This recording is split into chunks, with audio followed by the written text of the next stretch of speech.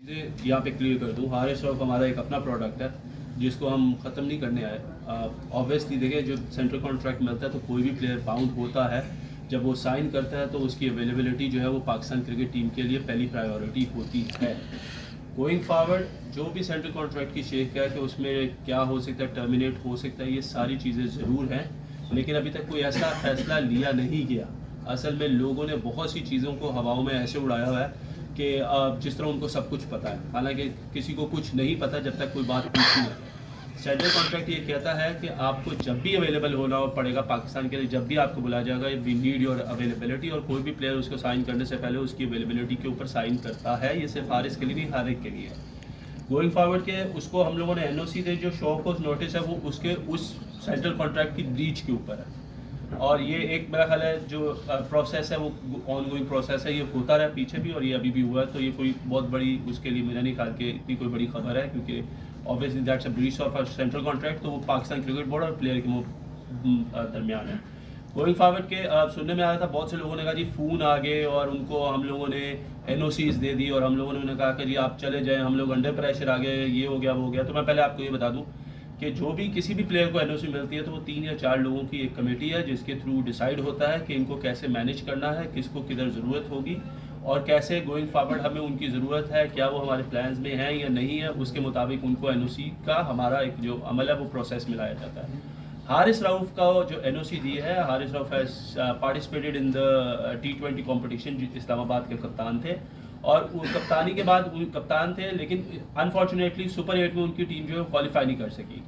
इसकी वजह से अब से लेके न्यूजीलैंड टूर तक उसका मतलब है कि 1.5 महीने का एक गैप है जिसमें हारिस रऊफ किसी किस्म की कोई क्रिकेट नहीं खेल रही। क्रिकेट ऑस्ट्रेलिया के साथ जो उनका बिग बैश का कॉन्ट्रैक्ट है वो सिर्फ और सिर्फ बेस्ड ऑन 5 गेम्स है, और हम लोगों ने ये मद्देनजर रखते हुए कि 1.5 महीना क्योंकि कोई कंपैरेटिव क्रिकेट नहीं होगी, तो हम चाहते हैं कि हमारे प्लेयर्स खेलते रहें ताकि वो एक तो प्रैक्टिस में हो, एक फॉर्म में हो, एक रिदम में हो, क्योंकि ही इज़ अ फास्ट बॉल।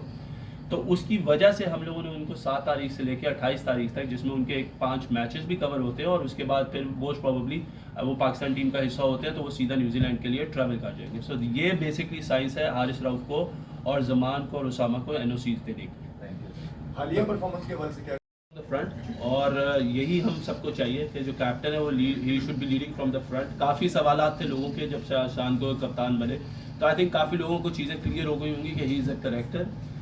वो एक ऐसा करेक्टर है जिसको टीम से ड्रॉप होता था तो वो फर्स्ट क्लास में जाता था, फर्स्ट क्लास में परफॉर्म करता था, फिर वो वापस आता था।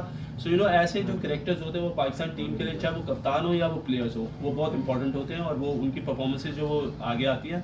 ये एक फर्स्ट क्लास गेम थी जो वो खेल रहे हैं। अब होपफुली इंशाल्लाह उम्मीद है कि आगे आने वाले टेस्ट मैचों में भी वी आर एक्सपेक्टिंग इंशाल्लाह शान ऐसे ही रन करें। वहाब साबिक क्रिकेटर्स का कहना है कुछ लोगों का कि वाइड वॉश से बचे तो बड़ी बात होगी स्टेज पे, तो आप क्या होप कर रहे हो 3 टेस्ट मैचेस किसी के लिए, किस तरह की परफॉर्मेंस एक्सपेक्टेड आती है? देखिए, हमने जब ये टीम बनाई थी तो हम लोगों ने यही सोच के बनाई थी कि टीम वहाँ पे जाके एक अच्छी क्रिकेट खेलेगी। वाइट वॉश देखिए, पिछले 25 साल से हम अभी तक कोई भी सीरीज़ नहीं जीते ऑस्ट्रेलिया में, शायद एक टेस्ट मैच भी नहीं जीते।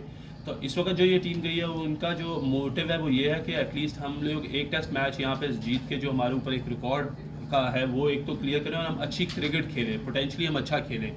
वी नो कि हमारे पास जो क्रिकेटर्स हैं, क्योंकि टेस्ट क्रिकेट हम इतनी खेलते नहीं और वो पैचेस में आती है, सो हम लोगों की कोशिश है कि इस टूर्नामेंट में हम लोग अच्छी क्रिकेट खेलें ऑस्ट्रेलिया के अगेंस्ट और जीते।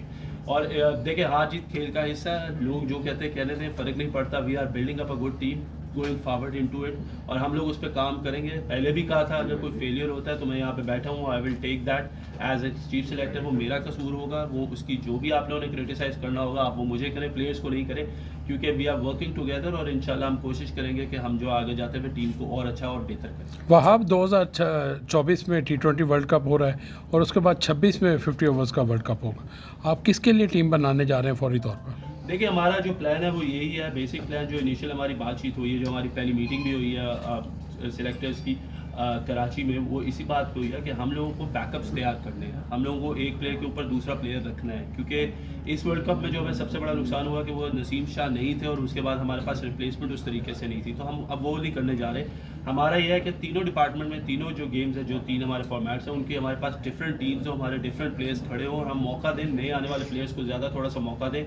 लेकिन एक्सपीरियंस को हम लोग कभी भी साइड लाइन नहीं करेंगे, क्योंकि एक्सपीरियंस और जो यूथ है वो मिल के जो है वो बेहतर होती है, क्योंकि उनको भी रहनुमाई चाहिए आगे कि उनको किस तरीके से खेलना। तो आई थिंक आगे जाते हुए हम लोग इंशाल्लाह तीनों फॉर्मेट्स में जो है हम लोग बैकअप्स ज़रूर तैयार करेंगे और वो इंशाल्लाह आपको आने वाली सीरीज़ों में नज़र आता रहेगा कि जिस तरीके से हम लोग चलेंगे इस चीज़ को लेके चलेंगे। आपने सलमान भट्ट को सिलेक्शन कंसल्टेंट के हवाले से हटाया गया, वो आपने हटाया या वज़ीर आज़म की एडवाइस पे उन्होंने भी एक एक्शन लिया? तो बॉस इसके ऊपर मैं पूरी एक प्रेस कॉन्फ्रेंस कर चुका हूँ, आप लेट हो गए। वहाँ पे T20 प्लेयर को तरजीह दी जाएगी, एक्सपीरियंस प्लेयर को तरजीह दी जाएगी। शुएब मलिक ने भी ख्वाहिश का इजहार किया है वर्ल्ड कप खेलने का, क्या वो भी आपके माइंड में है या फिर उस पर होगा?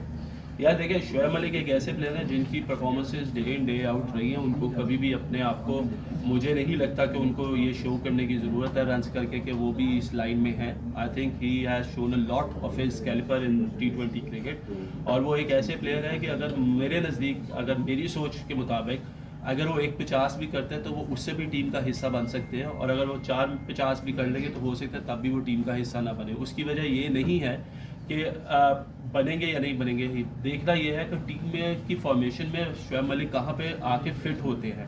आई know his caliber, we have played day in day out with him, so he is a kind of a players के जो अगर कंसिस्टेंटली रन्स नहीं भी करते but they are the match winners. तो मैच विनर्स को ऑब्वियसली आप तरजीह देते हैं, बट गोइंग फॉरवर्ड ये देखना पड़ेगा कि टीम की फॉर्मेशन क्या और हमारा जो हम अलाइन किस तरह करते हैं चीज़ों को, तो ये देखना बहुत ज़रूरी है।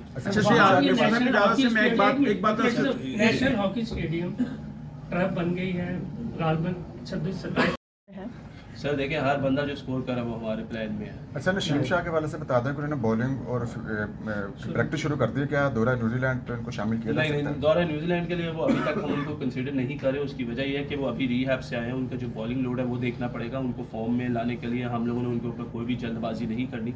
ही is an asset to Pakistan cricket team और हम चाहते हैं कि हम उसको बड़े तरीके से यूटिलाइज़ करें। So most probably hopefully looking forward के वो लोग PSL में जो है वो नुमाइंदगी। अच्छा, वहाँ पे चेस के बच्चे यहाँ पे बैठे हैं।